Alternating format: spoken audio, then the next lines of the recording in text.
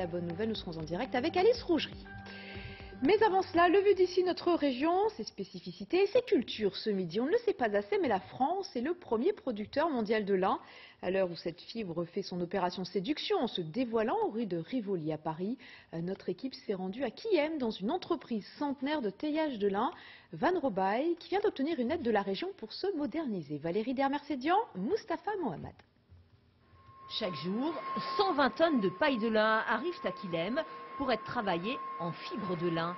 Voici la récolte de l'été 2020, une année pas forcément très bonne à cause de la sécheresse. N'empêche, l'entreprise Van Robaay, presque centenaire, tourne à plein régime.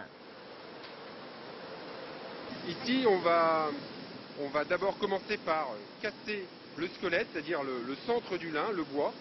Une fois qu'on aura cassé ce squelette, on va venir le séparer, c'est-à-dire qu'on va le nettoyer, on va enlever le squelette du lin, on va enlever le bois, les anas, et ça va nous permettre de révéler la fibre, de la préparer de manière à n'avoir à la fin que la fibre de lin.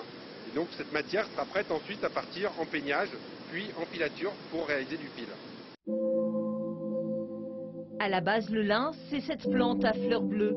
Première fibre textile de l'histoire de l'humanité, elle a traversé le temps pour devenir aujourd'hui une matière qui a le vent en poupe. La région va d'ailleurs aider l'entreprise Van Robaay à hauteur de 400 000 € pour sa modernisation. On va remplacer ici 4 batteurs, plus un broyeur. Et c'est un investissement d'à peu près 2 millions d'euros. Et donc on a une subvention de 400 000 € qui va être versée. Et dans le lin, rien ne se perd, tout se transforme. Certes, l'utilisation dans l'habillement reste majoritaire, mais avec les fibres plus courtes, de nouveaux débouchés s'offrent à l'entreprise. On va les retravailler de manière à les préparer pour, par exemple, l'industrie automobile, pour l'industrie du papier dollar, pour toutes sortes d'applications. Jusque dans l'isolation, le lin, une plante éco-responsable qui devient incontournable, peut-être même la matière de demain. Dans le pays de l'Imbre, le mystérieux hôtel